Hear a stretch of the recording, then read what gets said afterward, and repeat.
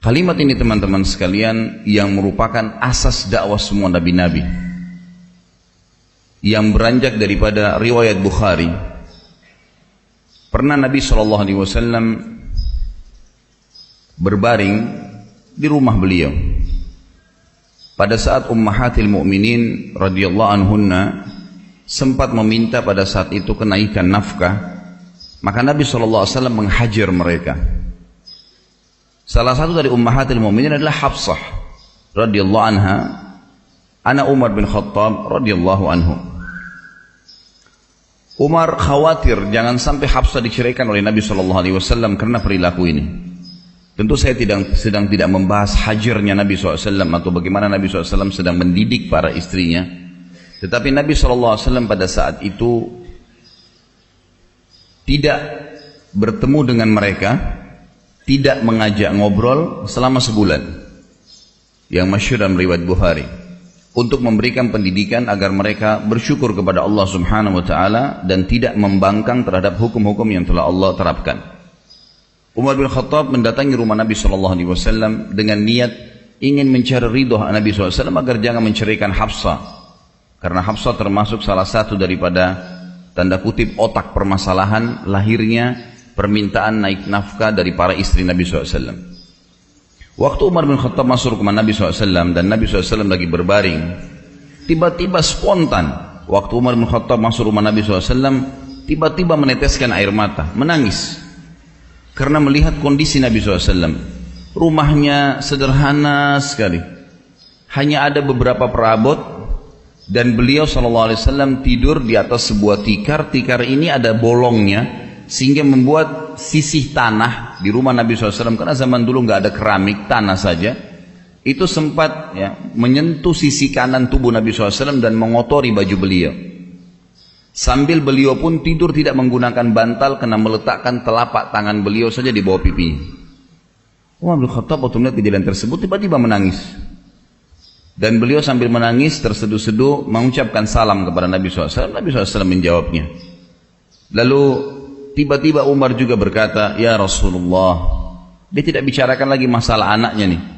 Melihat prihatin keadaan Nabi SAW begitu, sungguh Kisra, raja yang berkuasa di Persia, salah satu negara adik kuasa pada saat itu, dan Kaisar di Romawi, negara yang lain berkuasa di dunia ini, ada dua negara yang berkuasa pada saat itu.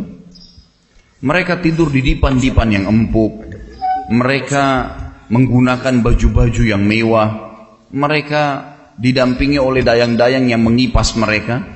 Mereka juga duduk di sekitar posisi di sekitar mereka penuh dengan buah-buahan dan beragam macam makanan.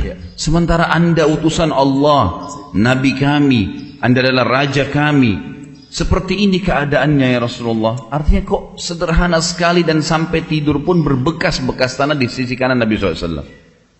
Perhatikan apa yang Nabi SAW jawab teman-teman sekalian, dan ini yang menjadi pemicu awal kenapa kita bahas masalah kalimat yang saya bilang rahasia nanti. Nabi SAW duduk darinya baring, lalu berkata, "Wahai ibnu Khattab," wahai anaknya Khattab, maksudnya Umar, "apakah kau masih ragu dengan apa yang telah selama ini aku sampaikan? Apakah kau masih ragu wahai Umar bahwasanya mereka memiliki dunia, tadi orang-orang yang kamu sebutkan itu, dan kita memiliki akhirat? Apa kau masih ragu semua dengan janji-janji Allah dan semua ancamannya, sampai akhirnya kau berkata seperti itu? Ketahuilah wahai ibnu Khattab, Islam ini akan sampai ke seluruh pelosok muka bumi ini, baik dengan kemuliaan atau dengan kehinaan. Maksudnya akan masuk Islam orang yang mulia, dan yang menolak pun akan dengan terhina masuk ke dalam Islam. Akan masuk akhir zaman nanti seperti itu." Ini kurang lebih pemicu awal kisah ini. Juga yang lainnya adalah riwayat Bukhari, Khabbab bin Arat radhiyallahu anhu, sahabat Nabi yang mulia, seorang mantan budak di Mekah dulu, datang kepada Nabi SAW di Mekah, mendekati beliau lagi di depan Ka'bah, kemudian menggunakan jubahnya sambil berdoa kepada Allah Azza wa Jalla. Khabbab bin Arat waktu itu baru saja selesai disiksa. Tahu bagaimana bentuk siksanya orang-orang Quraisy kepada Khabbab? Luar biasa. Kisahnya adalah Bagaimana kita tahu luka dan sakitnya Khabbab radhiyallahu anhu ini? Waktu di zaman khilafahnya Umar bin Khattab, saya akan kembali ke kisah tadi. Umar bin Khattab waktu jadi khalifah sempat bertanya kepada Khabbab, wahai Khabbab, siksaan apa yang paling menyakitkan bagi kamu yang dilakukan oleh Quraisy? Khabbab nggak ngomong apa-apa. Beliau mengatakan, inilah Amir Mukminin. Dibuka bajunya, jadi tulang belakangnya Khabbab dari leher sampai ke tulang ekornya, di sebelah sisi kirinya itu ada lubang yang dalam sekali, dari atas sampai ke bawah. Lubang yang dalam yang kalau dimasukkan telapak tangan bisa masuk. Dalam, berwarna merah kehitam-hitaman seperti luka bakar. Dan ini sudah berjalan sekian tahun ini, sudah sekian belas tahun terjadi ini. Umar bin Khattab itu langsung menangis. Teteskan air mata sedih melihat apa yang mereka lakukan dengan kau hai Khabbab sampai seperti ini tubuhmu. Maka Khabbab berkata, wahai Amir Mukminin, waktu awal-awal Islam diiklankan dan saya termasuk penganut awal Islam, mereka orang-orang Quraisy membuka bajuku, kemudian meletakkan batu-batu yang runcing dan tajam di padang pasir yang sengaja mereka tancapkan di dalam tanah dengan kokoh. Kemudian kedua kaki saya dipegang, kedua tangan saya lalu saya diseret dengan cara keras di atas batu-batu tajam tersebut sampai akhirnya belakang saya bolong seperti ini. Waktu masih netesin darah baru selesai disiksa seperti itu di Mekah. Khabbab bin Arad datang kepada Nabi SAW. Nabi SAW lagi di depan Ka'bah, mengatakan, ya Rasulullah, dibuka bajunya, lihat nih perilakunya orang Quraisy, luar biasa nih penyiksaannya. Tidak ada orang yang disiksa seperti saya gini. Tapi alhamdulillah masih hidup. Lalu kemudian dia maksudnya berkatalah Khabbab, ya Rasulullah, mumpung anda di depan Ka'bah, anda seorang utusan Allah, mintalah agar Allah memenangkan segera agama ini. Apa kata Nabi SAW? Wahai Khabbab, innakum qaumun tasta'jilun. Sesungguhnya kalian kaum yang buru-buru. Wahai Khabbab, demi zat yang ubun-ubunku dalam genggamannya, Allah Azza wa Jal akan memasukkan agama ini ke seluruh pelosok muka bumi ini, baik dengan kemuliaan atau dengan kehinaan. Pasti orang akan masuk menerima agama ini karena kepintarannya, kecerdasannya, atau dia akan masuk Islam dengan terpaksa pun nanti di akhir zaman. Dan wahai Khabbab, Allah Azza wa Jal akan menyebarkan Islam sampai-sampai seorang wanita jalan dari Hadramaut menunggangi unta sendirian, tidak didampingi oleh siapapun, menuju ke San'a.